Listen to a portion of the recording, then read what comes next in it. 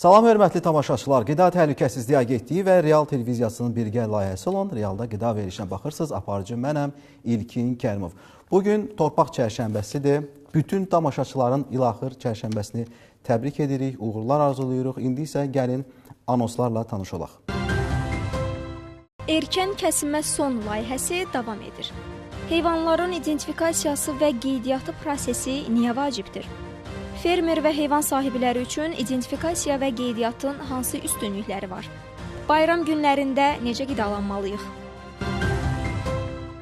Bugünkü buraxılışımızda çox maraqlı bir mövzunu müzakirə edəcəyik. Amma gəlin əvvəlcə ötən həftə qida sahəsində baş verən xəbərlərlə tanış olaq.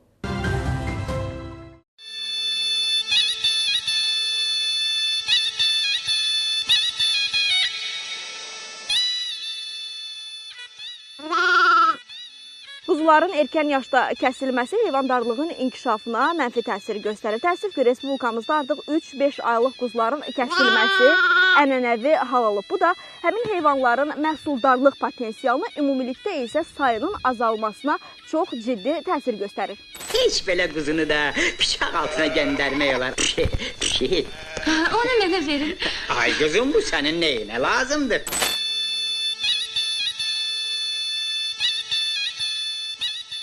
Mən Kətli ailəsində anadan olmuşam. 9 uşaq olmuşuq. Təsərrüfatla boya başa çatmışıq. Təhsilimizi də almışıq. 2019-cu ildən sonra Bakı şəhərinə köçmüşəm. Burada da yenə o prinsipi davam elətdirirəm. Düzdür, təsərrüfat az bir balaca təsərrüfat olsa da bunu artırmaq fikrindəyəm.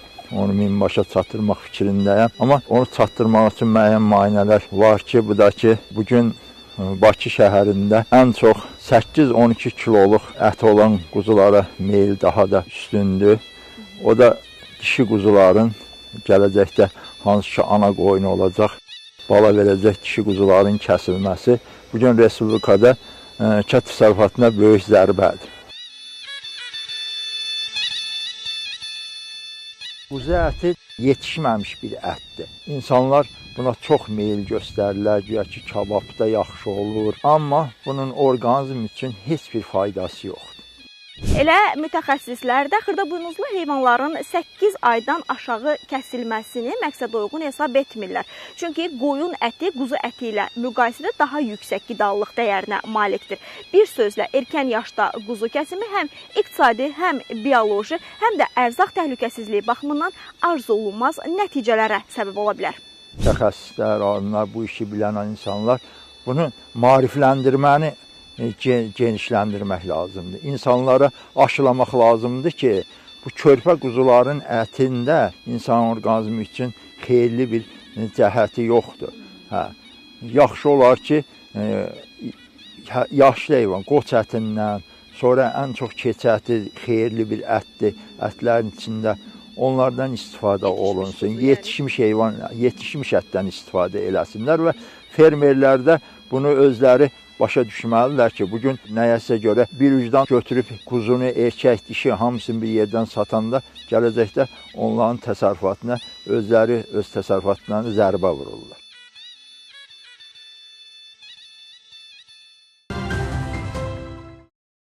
Qida Təhlükəsizliyi Agentliyinin Birləşmiş Həmkarları İttifaqı Komitəsinin təşkilatçılığı ilə agentlik əməkdaşları arasında Novruz bayramına həsr olunmuş Kudos intellektual əyləncəli yarışı keçirilib. Yarışın keçirilməsində məqsəd agentliyin əməkdaşları arasında korporativ əlaqələrin genişləndirilməsi, sağlam rəqabət mühitinin yaradılması, intellektual potensialın və komanda ruhunun inkişaf etdirilməsi, əməkdaşların asudə vaxtlarının səmərəli keçirilməsi, həmçinin Novruz bayramının milli mənəvi dəyərlərinin təbliği olub. Yarışda agentlik əməkdaşlarından formalaşdırılmış 17 komanda iştirak edib. Yekunda qaliblər qiymətli hədiyyələr və təltiflərlə mükafatlandırılıb. Agentliyin Həmkarlar Komitəsi tərəfindən bu kimi tədbirlərin daimi olaraq keçirilməsi nəzərdə tutulur.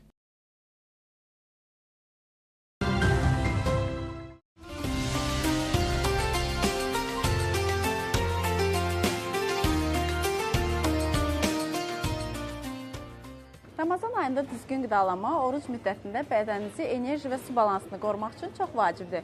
Bu baxımdan xurma həm qida dəyəri, həm də faydalı təsirləri ilə iftar və imsak süfrələrinin əvəzolunmaz meyvəsidir. Xurma zəngin enerji mənbəyidir. Tərkibində təbii şəkərlər, glukoza, fruktoza və saxaroza olan xurma oruc açdıqdan sonra sürətlə bədənə enerji verir və yorğunluğu aradan qaldırır.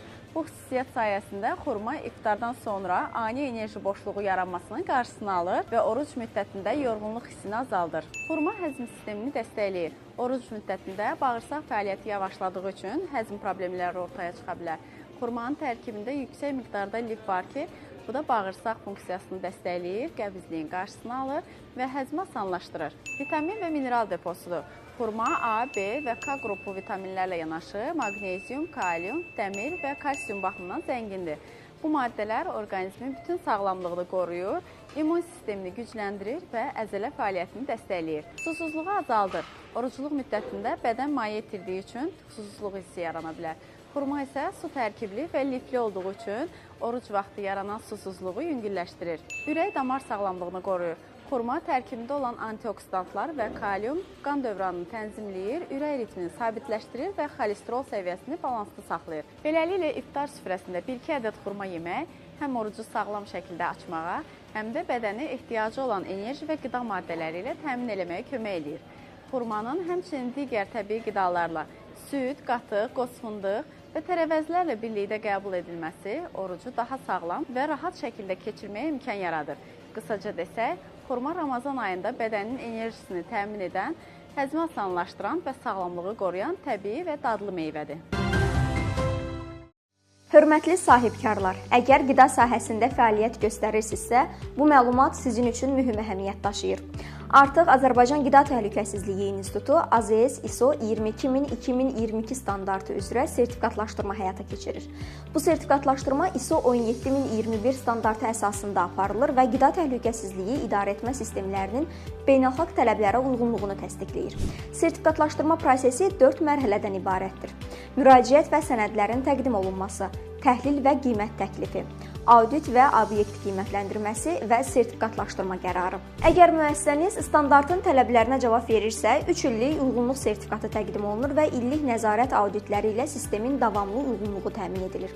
ISO 22000-2022 sertifikatı ilə müəssisənizin bazar mövqeyi güclənir, istehlakçı etimadı artır, yeni ixrac imkanları açılır. Daha ətraflı məlumat üçün Azərbaycan Qida Təhlükəsizliyi İnstitutunun rəsmi internet səhifəsinə daxil ola bilərsiniz.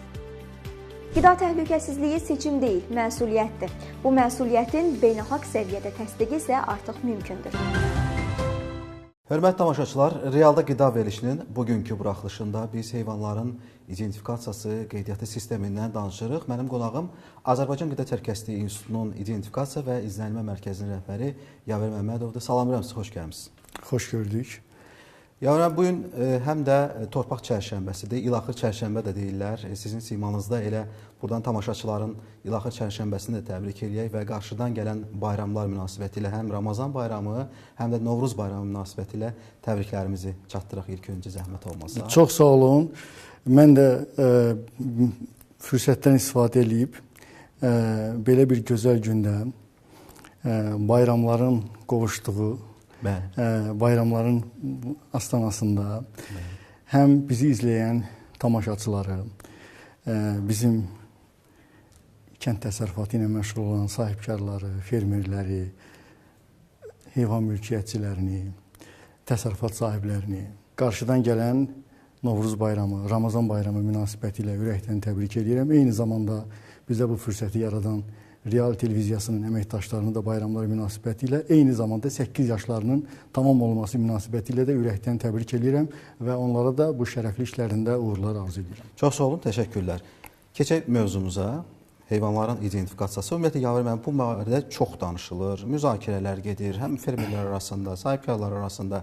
Ümumiyyətlə, gəlin ilk öncə ondan başlayaq ki, identifikasiya nədir, nə üçün vacibdir? Buyurun, zəhmət olunsa, Məhəmməd Taşsız. Çox sağ olun, maraqlı sualdır və bugün bizim gündəmimizi zəbt etmiş heyvan təsərrüfatı sahibkarların və mülkiyyətçilərin belə deyim də, dilindən düşməyən bir mövzu var, identifikasiya. Və insanlar bunun mahiyyətini tam belə deyim, çılpaqlığı ilə başa düşmək istəyirlər. Və bu günləri bizim qida kimi istifadə etdiyimiz heyvan mənşəli məhsulların özləri bir canlıdan əldə olunur. Kənd təsərrüfatı heyvanlarından əldə olunur. Bəs onların sağlamlıq durumunu biz necə müəyyən etməliyik? Əlbəttə ki, biz onları hansı bir formada eyniləşdirməliyik, yəni identikləşdirməliyik. Və beləliklə heyvanlar identikləşdirilir, qeydiyyata alınır. Onların həyat boyu aldığı müalicələr, keçirdiyi xəstəliklər, sağlamlıq durumu, vəziyyəti bizə imkan verir ki, biz həmin heyvan haqqında bir məlumat əldə edə bilək. Yəni onu istehlaka qəbul edək, yoxsa hələ müalicə elətdirək, tam sağlamana kimi və yaxud da ki, ümumiyyətlə sağolmaz ağır bir xəstəliyə düçar olub, bu məhv olunmalıdır, utilizasiya olunmalıdır. Və məhz kənd təsərrüfatı heyvanlarının identifikasiyası heyvanların xəstəliklərinin diaqnostikası, profilaktikası üzrə baytarlıq tədbirlərinin həyata keçirilməsinə nəzarət məqsədini daşıyır. Yəni o baytarlıq tədbirləri hansı formada həyata keçirilib, necə keçirilib, heyvan hansı durumdadır hal-hazırda, sağlamdırmı, ümumiyyətlə o daşına bilərmi, kəsimə gedə bilərmi? Bu kimi məlumatları biz yalnız peyvənddən sonraki o gözləmə müddəti peyvənd mütləqdir, çünki vaxtaşırı heyvan müxtəlif xəstəliklərə qarşı peyvəndlənir və bu ümumi, belə deyim də, epizodoloji tədbirlər çərçivəsində həyata keçirilir və bu məlumatlar da qeyd olunmalıdır, daxil edilməlidir heyvan identifikasiya nömrəsinə ki, biz sabahlar o heyvan haqqında məlumat əldə edəndə dərhal sistemdən o məlumatı əldə edək, heyvan haqqında məlumat eləyək. Və buradan da aydın olur ki, birbaşa qida təhlükəsizliyinin təmin olunmasına zəmanət verdiyi üçün qanunvericiliklə tənzimlənir, qanuni tələbdir və məcburidir. Bu qeydiyyat isə, İlki müəllim, bu qeydiyyat isə əlbəttə ki, əsasnaməsi Azərbaycan Respublikasının prezidenti tərəfindən təsdiq edilmiş, avtomatlaşdırılmış qida təhlükəsizlik informasiya sistemi üzərindən həyata keçirilir və bu məlumatların vahid, yeganə mənbəyi hesab edilir. Yavər müəllim, bəs heyvanların identifikasiya qeydiyyatı sisteminin üstünlükləri, əhəmiyyəti barədə nə deyə bilərsiniz? Ən mühüm əhəmiyyəti odur ki, mən qeyd edədiyim kimi, onun bütün xəstəlik tarixçəsi, aldığı müayinələr, peyvəndləmələr, hamısı orada qeyd olunur. Və heyvan satıldıqda, özgənikləşdirildikdə, məhz digər sahibi həmən o məlumatlar əsasında həmən heyvanı müəyyən edə bilər. Hətta müəyyən edə bilər ki, bu heyvan o şəxsə məxsusdurmu? Oğurluq deyil ki, bu baxımdan da önəmlidir və məhz o baxımdan da elə heyvanın oğurlanması zamanı, əgər belə bir elan verilərsə, hüquqi sübut kimi məhz bu... Yəni itmiş heyvanın tapılması məsələsi... Bir mənalı şəkildə. Bu mütləqdir. Sizin şəxsi avtomobiliniz var, maşın oğurlanır, hissələrə ayrılıb satılır, amma mühərrik nömrəsi var axı. Bu da identifikasiyanın bir növüdür də. Yəni aşkarlamaq üçün hansı bir tanınma, bir sübut olmalıdır və bu günləri çox gözəl ki, böyle bir sistem var. Bilirsiniz, qida zəncirinin deməli, ən mühüm konsepsiyalarından biri olan fermadan süfrəyə bir konsepsiyamız var və bu zaman heyvan mənşəli məhsulların təhlükəsizliyinin təmin olunması üçün ilkin istehsaldan tutmuş, ta ki istehlaka qədər heyvan mənşəli məhsulların izlənməsi məhz identifikasiyanın vasitəsilə həyata keçirilir. Məsəl üçün, əgər heyvan xəstədirsə və yayınırsa, bu insanları yoluxdura bilər. Və zoonoz xəstəlikləri, yəni heyvandan insana keçə biləcək xəstəliklərin miqyasını artıra bilər və bizim gündəlik həyatımızda böyük bir problemlər yarada bilər. İnsanlar xəstələnə bilərlər, müxtəlif xəstəliklər yoluxa bilərlər və əlbəttə ki, bizim kəsim məntəqələrimiz, hansı ki, rəsmi qeydiyyatdan keçmiş və baytarlıq nəzarəti ilə təmin edilmiş kəsim məntəqələrində identifikasiya vasitəsilə heyvanın mütləq şəkildə sağlamlıq durumu yoxlanılır. Əgər heyvan sağlamdırsa, kəsimə buraxılır. Kəsimə buraxıldıqdan sonra hətta ekspertizada olunur, yəni bu mütləqdir, qanunvericiliyi ilə təmin olunur. Onun istehlaka yararlılığı təmin olunur, təsdiq edilir və əlbəttə ki, ondan sonra qida məhsulu kimi istehlakçıya qədər ötürülə bilər. Digər bir məsələni də qeyd edeyim ki, kənd təsərrüfatının inkişafında, yəni heyvanların məhsuldarlığının artırılmasında, heyvanlara fərdi qulluq məsələlərində də identifikasiya mütləqdir. Məsələn, siz böyük aqroparklara getsəniz, orada çox gözəl bir sistemlər görə bilərsiniz. İdentifikasiya ilə yəni heyvanları həmin park daxilində idarə edirlər. Yəni nə zaman yemlənməyə getməlidir, nə zaman süd sağılmalıdır, nə vaxt həkim baxışına keçirilməlidir və bu da özü bir maraqlı bir şeydir. Süni mayalanma zamanı subsidiyaların verilməsi mütləq şəkildə deməli bu doğulan balaya və balağa görə bilirsiniz balaq camışın balasıdır. Ona görə verilən subsidiyalar mütləq identikləşdirilmiş heyvanlar olduqda mümkündür. Və digər bir bizim identifikasiyanın əhəmiyyətini vurğulayan amillərdən biri də aqrar sığortadır.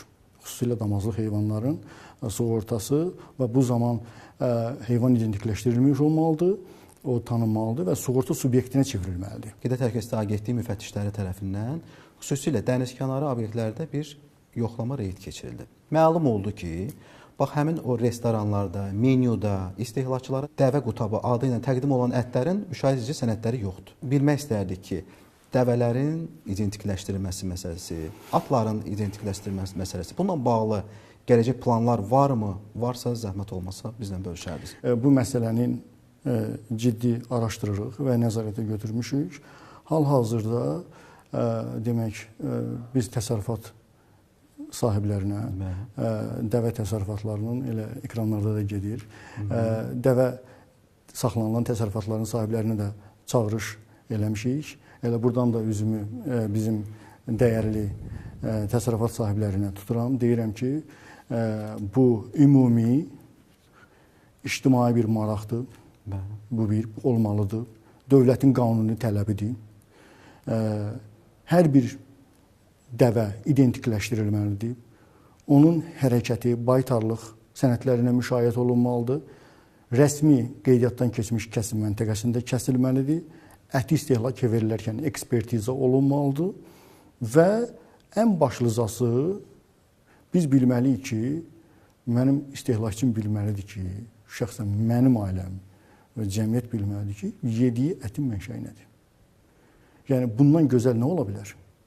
Yəni o heyvanı identikləşdirməməklə biz nə əldə edirik? Qanunun tələbini pozuruq. Bir, iqtisadi və hüquqi məsuliyyətsizlik bizi əhatəsinə alır və eyni zamanda bizim xidmət göstərdiyimiz, yəni istehlakçıların sağlamlığını böyük təhdidlər yaranır onların sağlamlığına. Və bu qida məhsulunun sağlamlığı, təhlükəsizliyi məhz həmin onun mənşəyi olan heyvanın sağlamlıq durumundan çox asılıdır. Məhz o baxımından da bir daha səslənirəm və bildirirəm ki, bu sizin hüquqi və iqtisadi məsuliyyətinizdir. Hər bir istehlakçı qarşısında buna görə məsuliyyət daşıyırsınız və siz heyvanınızı identikləşdirməlisiniz və izlənməsi təmin olunmalıdır. Biz ondan sonra dəvə ətindən hazırlanmış qutab anlayışı haqqında fikir söyləyə bilərik. Əks halda mən belə bir qutab tanımıram. Aydındır. Yekun olaraq biraz ola bilər ki, mövzudan kənara çıxma olsun, amma məlumunuzdur ki, Qida Təhlükəsizliyi Agentliyi tərəfindən Erkən Kəsimə Son adlı bir maarifləndirici kampaniya start verilib və bu kampaniya çərçivəsində müxtəlif maarifləndirici materiallar, bukletlər, çarxlar, posterlər və s. paylaşılır. Eləcə də ictimaiyyətin tanınmış şəxslərin dilindən də çağırışlar edilir. Məsələ nədən ibarətdir? Bildiyimiz kimi son dövrlər ümumiyyətlə ölkəmizdə həm xırda buynuzlu, həm iri buynuzlu heyvanların sayında kəskin azalma var. Buna paralel olaraq xaricdən gətirilən ətlərin sayı durmadan artır. Bu məsələnin kökündə dayanan problemlərdən ən başlıcası, bəlkə də birincisi heyvanların erkən yaşda kəsimi məsələsidir. Məhz həmin bu kampaniyada da diqqət çəkilir heyvanların erkən kəsimi məsələsində. Sizdən bu məsələyə həm bir vətəndaş olaraq istəyirəm ki, münasibət öyrənək. Eyni zamanda bilmək istərdik ki, bilirik ki, identifikasiya həm də kəsimxanalarda aparılır. Bax, müşahidələr nə edir? Zəhmət olmasa fikirlərinizi bizlə bölüşərdiniz. İndi mart ayıdır. Yanvar, fevral, mart ayında doğulan o körpə quzular. Siz onları təsəvvür edirsiniz. Onları öncə bıçaq altına salmaq olar. Hətta bizim məşhur kinolar, bədii filmlərimizdən birində də deyəsən uşaqlığın son gecəsində. Bəli, var elə bir o epizod. quzunu tutur deyir ki, bu yazığın nə günahı var ki. Yəni olmaz. Ümumiyyətlə insan özü birincisi mənəvi baxımdan mən hesab edirəm ki, bu düzgün deyil, amma biz hər bir şeydən kənar birincisi iki məsələni düşünməliyik. Yəni birincisi qida məhsulu kimi onun yəni bir tutumu yoxdur. Yəni qida dəyəri. Aşağıdır. Bəli, qida dəyəri çox aşağıdır. Yəni o formalaşmamış bir əti vardır onun. Yəni qoyun əti daha dadlı, daha kalorilidir, daha qida dəyəri yüksəkdir. Və eyni zamanda gəlin biz bu quzuları kəsək. Nə baş verəcək? Bizim ənənəvi ta bineyi qədimdən, dədə-babadan olan bir gözəl təsərrüfatlarımız var da, heyvan məşğulluğumuz var da, qoyunçuluq. Biz onu məhv eləyə bilmərik. Və bizim bu günləri istehlakçılarımız da bu tələbdən birə çəkinməlidirlər. Yəni az yaşlı, az çəkili quzularını yeməklə o bir şey əldə eləməyəcəklər. Əksinə damazlıq fondunu əksinə ithxaldan asılılığı təmin edəcəklər və ölkədən valyutanın çıxmasını təmin edəcəklər. Və bəlkə də insanlar biraz dərinə getsələr bunun nə qədər həm mənəvi baxımından, həm məşğulluq baxımından, həm ölkənin istehsal potensialının artırılması baxımından nə qədər zəifləyəcəyini, nə qədər burada boşluqların yaranacağını və eyni zamanda ithxaldan asılı qalacaq. Yəni bu günləri Manqalustan quzusu deyilən bir anlayış var. Yəni biz onu mu istəyirik yoxsa öz torpağımızda? Sözsüz ki, Monqolistandan gələn quzular da təhlükəsizlik, keyfiyyət baxımından yoxlanılır. İthxal məqsədi deyirəm. Yəni biz ithxal dedikdə nə başa düşməliyik? İthxal dedikdə biz digər bir ölkəyə, xarici bir ölkəyə valyuta ötürülməsi deməkdir bu. Ölkədən valyutanın çıxması deməkdir bu. Yəni ölkədə əgər bu istehsal olmursa, ölkədə məşğulluğun aşağı düşməsi deməkdir bu. Kənd təsərrüfatı, qida təhlükəsizliyi deməkdir bu. Yəni bu günləri heyvanların baş sayının artırılması ölkənin ərzaq təhlükəsizliyi məsələləri var burada. Yəni bizim ərzaq təhlükəsizliyimiz təmin olunmalıdır. Yəni bunlar hamısı göstəricilərə bağlıdır. Bu əgər bu olmazsa əlbəttə ki olmaz. Ona görə də mən də şəxsən həm Qida Təhlükəsizliyi İnstitutunun əməkdaşı olaraq, eyni zamanda bir vətəndaş olaraq buradan çağırış edirəm ki, erkən kəsimə son deyək. Təşəkkür edirəm Yavər müəllim, gəldi studiyaya suallarınızı. Siz sağ olun. Minnətdaram. Hörmətli tamaşaçılar, bugün biz heyvanların identifikasiyası qeydiyyatı sistemindən danışırdıq. Mənim qonağım Azərbaycan Qida Təhlükəsizliyi İnstitutunun İdentifikasiya və İzlənmə Mərkəzinin rəhbəri Yavər Məmmədov idi. Bəli, qarşıdan bayramlar gəlir və bu xüsusi günlərdə necə qidalanmaq lazımdır? Bununla bağlı bir maarifləndirici sujetimiz də olacaq. Gəlin izləyək. Qarşıdan Ramazan və Novruz bayramları gəlir. Bayram süfrələrinin bolluğu, müxtəlif və zəngin yeməklərlə dolu olması hər birimizin sevincinə səbəb olsa da, bu dövrdə qidalanmaya xüsusi diqqət yetirmək vacibdir. Əks halda bayramdan sonra mədə-bağırsaq sistemi ilə bağlı narahatlıqlar və artıq çəki problemi ilə üz-üzə qala bilərik. Məhz bu səbəbdən Qida Təhlükəsizliyi İnstitutunun eksperti Tutu Zeynalova mövzu ilə bağlı vacib tövsiyələrini bölüşüb. Burada əsas məsələlərdən biri təbii ki, çeşidlərdir ki, çalışaq bir dəfə 3 çeşiddən artıq qida istifadə etməyək. Yeməkdən həmən sonra, dərhal sonra aşırı şirniyyat qəbulu arzu olunan deyil. Çünki biz həzm sistemimizi yükləyəcəyik və daha sonra ciddi problemlər yaşaya bilərik. O ki, qaldı yeməklərin bişirilmə qaydasına. Yaxşı olar ki, yeməkləri yağda qızartmayaq, daha çox sobada, tavada yağsız, buğlama kimi istifadə edək. Bu zaman aşırı yağın istifadəsindən də qaçmış olacağıq. Həmçinin də daha rahat rahat yediklərimizi həzm etmiş olacağıq. Yeməklərə qatdığımız souslara da fikir vermək lazımdır. Belə ki, deyək ki, salat hazırlayırsınızsa, salatları mayonez əvəzi qatıq, zeytun yağı, limon əlavə etsəz daha məqsədə uyğundur. Yeməkdən sonra dərhal uzanmaq olmaz. Yaxşı olar ki, bir 10-15 dəqiqə fiziki aktivliyimiz olsun və şirniyyatları da hamısını bir gündə bir dəfəyə yemək yox, fərqli günlərdə istifadə etsək daha məqsədə uyğundur. Bundan əlavə yaxşı olar ki, yeməkləri yeyəcəyimiz gün bişirək və yeməklər bişirildikdən sonra yeyilsin. Yeyilməyən qismi isə yaxşı olar ki, soyuducuda saxlanılsın, uzun müddət deməli otaq temperaturunda qalmasın. Çünki belə olanda yeməklər tez xarab olur və sonra onların istifadəsi sağlamlığa zərərli ola bilər.